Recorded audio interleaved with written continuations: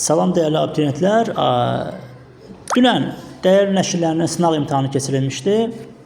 11-ci sinif Azərbaycan dili suallarının, qrammatika suallarını sürətli bir şəkildə izah edəcəm. Biraz vaxt azlığından mətnləri axşam, yəni videosunu çəkib yerləşdirəcəm. İndi isə sadəcə bir dənə qrammatikanı sürətli bir şəkildə izah edim. Axşam 2 mətni izah edəcəm, oradan da yoxlaya bilərsiniz. Birbaşa sualların izahına keçək. 31-ci suala diqqət eləyək. Burada külək ananın kəndə qayıtmasına imkan vermir. Külək burada isimlə əvəz olunub. Daha doğrusu külək isimdir, yəni mübtədanın ifadə vasitəsi küləkdir. 2. Sonra əvəzli o gəlir, birinci cümlə, 2-1. Sonra sözsüz ki, işləyənlər zirvəyə zəhmətlə qalxar, arzulayanlar isə yolda qalar. İşləyənlər kim? Bu fe'li sifətdir. Sonra da məncə deyilənlərin əksinə bura insan özünü rahat hiss etdiyi yeridir. Burada isə zərflə ifadə olunmuşdur. Bura. Ona görə də doğru cavab kimi burada götürə bilərik. İsim olduğuna görə 2, əvəzli 1, zərf. Daha doğrusu 2-1. İşləyənlər bu fe'li sifətdir, bu axırda olacaq. 2-1-4-3 Y variantı.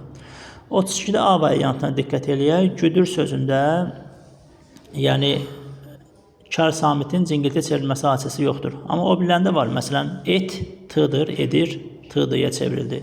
İşlət, t'dır, işlədir, t'dıya çevrildi. 33-cü sualda bir-birinə sintaktik əlaqəyə girməyib. Buna diqqət eləyək. Deməli,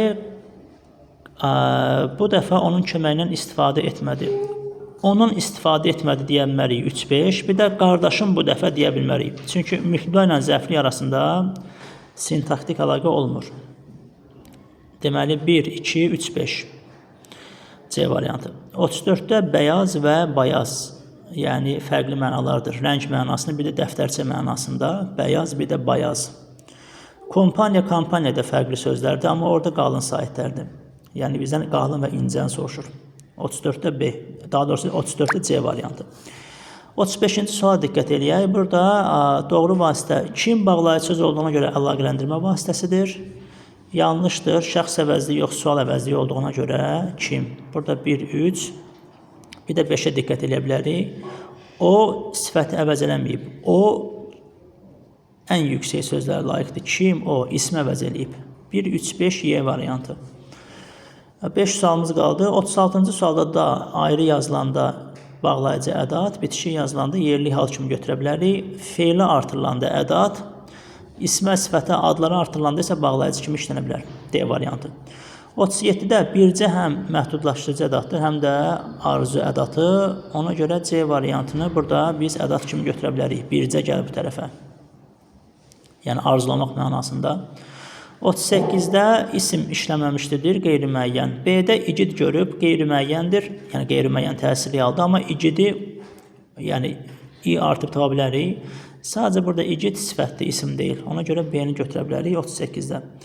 39-da hadisələr eyni anda baş verir, amma yanlış yazıb. Yəni zaman əlaqəsi var A variantı, amma qabağını yanlış yazıb. Bizdən də yanlışı seçdiyinə görə, yəni yanlışı istədiyinə görə A variantını seçə bilərik 39-da. 40-da isə ədəbi dilin normalarına tabedir. Bu doğrudur, yəni üslublar ədəbi dilin normasına tabedir. Biri nəyə görə götürmürük? Çünki məişət üslubu həm şifa, həm də yazılı şəkildə olmur. Bizdən bütün üslubları soruşur. 2-ni götürürük. Yanlışın da altından 4-ü yaza bilərik. Çünki məişət üslubundan radio, televiziyada istifadə olunmur. Ola bilər hansısa bir proqramda istifadə oluna bilər məişət üslubundan. 2 və 4 B variantı. Mətnləri isə axşam, yəni izahlarını yerləşdirəcəm. Təşəkkür edirəm.